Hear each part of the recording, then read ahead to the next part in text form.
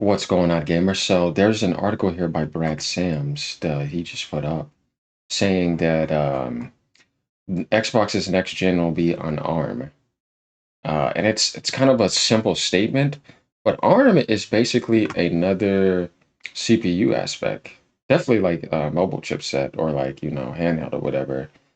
So it's interesting seeing that Microsoft's going to move to this because then I wonder. Okay, isn't it going to make your backwards compatibility functions kind of annoying unless you plan on syncing it completely with Windows? And that's what I was telling people that there's no more Xbox. There's going to be a PC themed Xbox. And if they're going to go for ARM, then yeah, they will be going for the Snapdragon, and that will make it easier to do things on a PC sense, yes, but not consoles though. So yeah, we have a lot to look in here, right? Let's get into this. Like, comment, subscribe. Going down, Brad Sams is reporting on his YouTube channel that the next generation of Xbox will use hardware based on the ARM architecture. Will the next gen Xbox be on ARM? Let's dig into what we know. Because if you guys don't know, the Switch also uses ARM too, but just obviously a different one. Down here, they're using the ARM Cortex A78C CPU with 8 cores, as we see right here. So even Nintendo's using it, and NVIDIA had actually designed that CPU for them, which was interesting because there is a Snapdragon AMD aspect, but we're wondering why would Microsoft go for ARM over AMD when you could just have the full backwards compatibility carryover very easily. But like I said, if they're going for the PC only, which pretty much makes sense, I could see them actually doing that. But there's also some thoughts about could this be for the handheld, because that would actually make sense too. That'd be more plausible. But we're about to find out some more intel going down here, seeing what Brad says. Brad Sams has found a job listing that indicates that the future Xbox hardware will use Snapdragon processors, which use the ARM architecture. All right, let's take a look at this video real quick.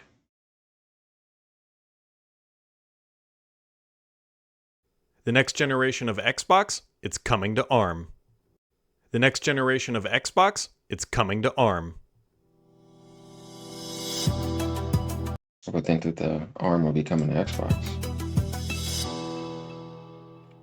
All right. The next generation of Xbox consoles and hardware, and those are two separate things I might add, I believe, is starting to come somewhat into focus thanks to a job posting by our friends over at Qualcomm, which we will get to here in just a second. Qualcomm. Okay. Because for the past, I would say, year or so, we've been hearing these rumors and telltale signs that Xbox is going to be changing up their entire strategy They about have to. how they're going to bring games to market, how you're going to play, Xbox, a new marketing campaign that says this is an Xbox. And quite literally, this TV is an Xbox now because it can stream xCloud, or I should say cloud gaming content from Game Pass. And so there's a lot of evolution happening in the world of Xbox.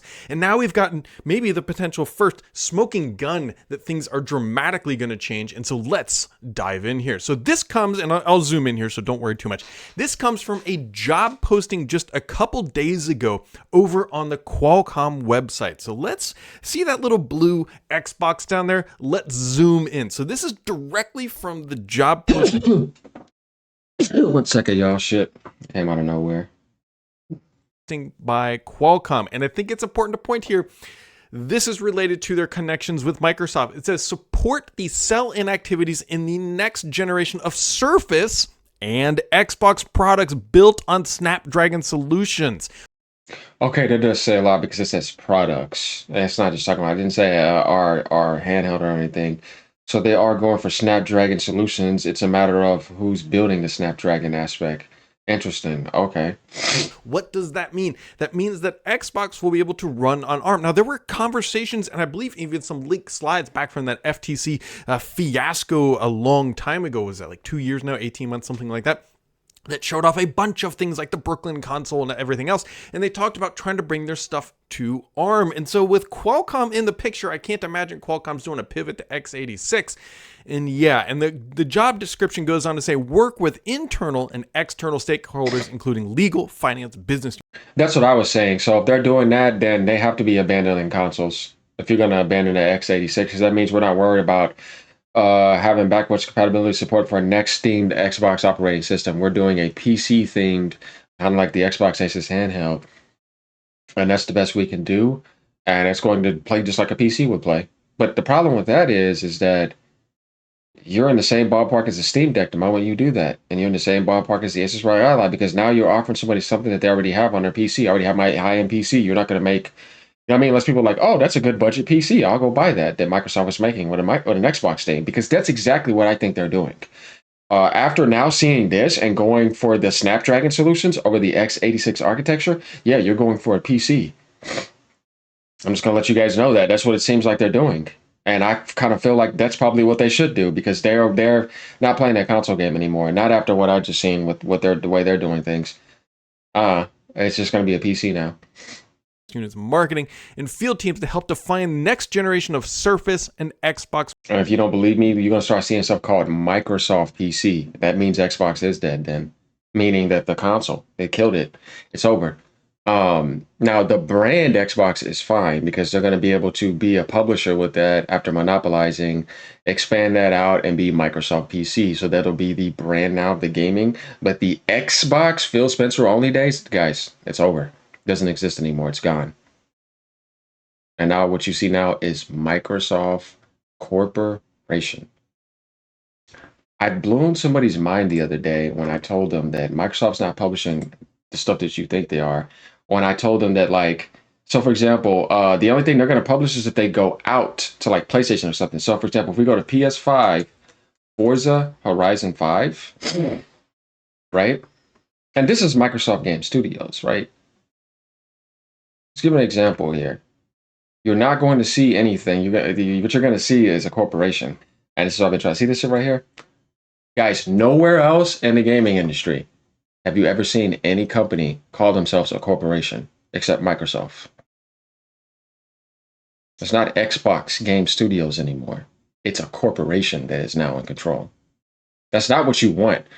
But there's nothing wrong with looking forward to like more gaming stuff in the future if you're like in the Xbox world. I'm not saying anything against that. You guys know I've backed up the Xbox community. I like Game Pass.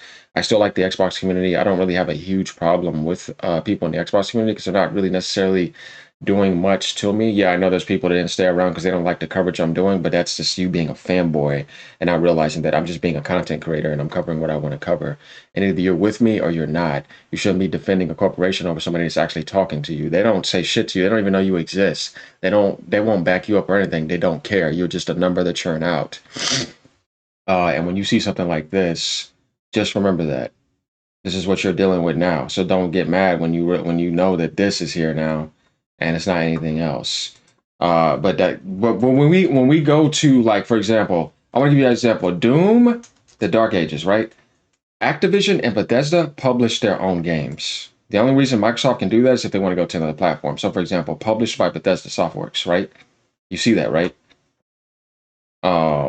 If you go to Indiana Jones and the Great Circle, just want to let you guys know, it says published by Bethesda. You see what I mean? Because they're a subsidiary, they give Microsoft their stats, but they're actually they're independent and it's semi-ownership. Like you go to like Call of Duty, Black Ops 6. Microsoft's publishing is a little bit complicated. Trust me, it's not what you think. You see, published by Activision. Microsoft's not publishing these games. They don't own the IP in a sense of I'm publishing it. No, Activision said I want to remain a publisher. Same thing with Bethesda. That's the deal that they made, by the way. It's more different when you completely own somebody. Like, for example, if you did like Forza Horizon 4, right? They're not going to publish that game. See, published by Microsoft Studios, which is now Microsoft Corporation. I just want to show people like a difference here in something. Like the reason why some of those companies do the things they do is because they still can make their independent decisions. Microsoft's not telling them what to do. It's a lot for them to even want to manage that many studios to begin with. They're giving them their independency. That's the deal that they made. So like if Indiana Jones, for example, PlayStation 5, Indiana Jones. Now, let's take a look at this. I'm going to go down. I just want to show you guys something.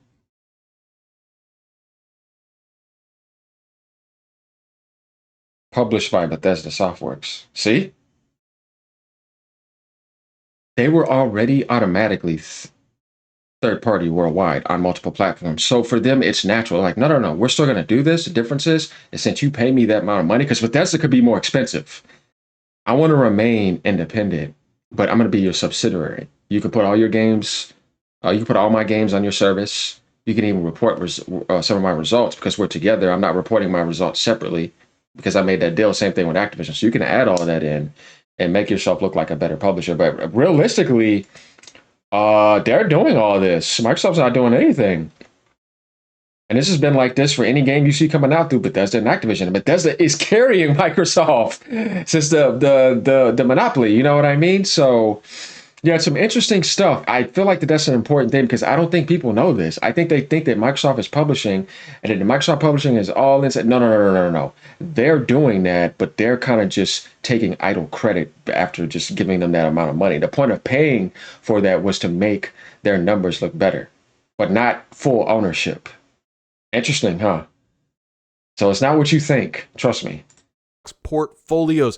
What in the heck does all this mean? Here's what I think we can opine from a lot of this, right? Remember, if everything is an Xbox, that means that Qualcomm's going to be building an Xbox. I still fundamentally and somewhat firmly believe that traditional console games will eventually be playable on everything, right? They're going to start bringing that. Microsoft has a job posting, like Jason Ronald tweeted out, and says, look, we're looking for somebody to help us do backwards compatibility. And in my opinion, I believe that means bringing backwards compatible games like console games to new devices, including the PC. And it's not a big stretch, but there's things like security and other things that have to be taken into in modern APIs and Windows solutions and all sorts of stuff. But this job description from Qualcomm is obviously a third party. While Microsoft has a great working relationship with Qualcomm, there's lots of Surface devices running ARM chips. This is the first time we're seeing them using the term Xbox. And if you're not familiar with how Qualcomm frequently operates, right, they build the chipsets that third parties use. Like if you buy a Samsung phone, if you buy an Qualcomm's been around a long time. Does LG still make phones? If you buy a Pixel device or any other company's phone that's using a Qualcomm chip, that's the company who makes it, right? They're Snapdragon chips. They make the CPU, they give them to third parties, and then they build devices. So if they're going to be building Xbox handhelds or Xbox style devices, Qualcomm has got to be integrated into this conversation with Xbox about how they're going to do that. You don't just spring this software upon them. This takes years of development, drivers and chipsets and everything else. And so it seems like this might all be related to how that's going to happen. What he's saying is exactly what happened with Nintendo. It goes back to the COVID delay. The Switch 2 or Pro was supposed to be released earlier. It was done in 2021 or almost 2022. Now after that, you have to produce 100 million or whatever, do marketing, get out dev kits, get people to make games for it so you can launch it. So these consoles, they already have it together more than you think. Like the next gen Xbox and PlayStation, they're there. You know what I mean? PS6, but they have to optimize it. You know what I mean? They have to get it out to developers, have to make video games. So you have to have something for it at launch. You have to make sure it's ready, market it through all the marketers. That stuff takes a while to do. It's not something you just do real quick. So you need like a year and a half or two to prepare for that. So the console could be done right now, and it'll be launching in 2027 late or something like that. You know what I mean? Because there's a lot more you have to do after that. Happen and how these third-party handheld companies like Asus and Acers and Lenovo's of the world are going to build Xbox-powered handhelds. And so this is a very big deal, my friends, and something you should not take lightly. Because last week I did a post or a video that says, I think this is the most important Xbox button in history, and it was that Asus device that showed off or the ROG Ally device, I should say. I can tell this guy's an Xbox guy. Had an Xbox button He's cool, attached though. to it, and you press that, and it launched the Xbox experience. I think this is all sort of simulated and related. I don't know why I said simulated there, but related in some capacity that these things are starting to come together. Now, Xbox obviously has said time and time again, they're going to continue to build consoles. So the question becomes, and part of this is like, hey, does that mean that there's not going to be a traditional x86 AMD typically derived traditional console? I don't think that is. I think these are two separate things, right? If everything... I don't know if they're going to waste money on that to what? So like 10 million consoles, if you're having another option, you're kind of splitting the cells up. I I don't think so. No. Is an Xbox, and if Xbox truly just becomes a software layer that is the fabric of the Xbox experience, then the traditional underlying componentry no longer is as critical, or crucial, if you can pronounce critical, if you will, as you might expect. So Microsoft says, look, here's the software layer. We can have multiple chipsets underneath powering it. There's a button to launch the Xbox experience into that mentality and OS experience that we know, right? Your friends list, your games. They're working on syncing that, dog. There's just no way they're not. I believe that. I know that has to make sense. I've heard Code Eastwood say something about the unified dashboard. It's like at this point you have to if you're moving to PC because you have to sync that all together. So they have to be reworking on that. You don't want people to look at that as a main thing. That's annoying. Xbox app can be annoying.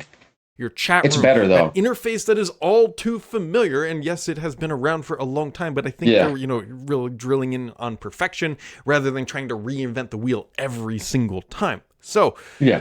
yeah, it's just a job description, somebody will say, but this is Qualcomm lining up the sales and go-to-market teams behind this experience, right? This is a director level role, which is not entry level. So this person will be facilitating the conversations and building up the team and speaking and marketing and other narratives related to bringing this to reality. So to me, it feels like we're a little bit closer because it's not an engineering related role. It would be like, hey, help us develop Xbox experiences on our hardware. This is like, hey, we've got something.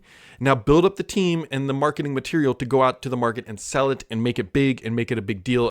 Yeah, they do have something, and you have to remember they're working. There's two different handhelds. There's the Asus theme, which is around the corner, and then there's the Xbox theme, and then there's the PC console, which that's what I'm going to call it, the Xbox PC. I'm not going to look at it as a console where I think that's over with. This is the last end of it with the Series X, and that's after that. That's it.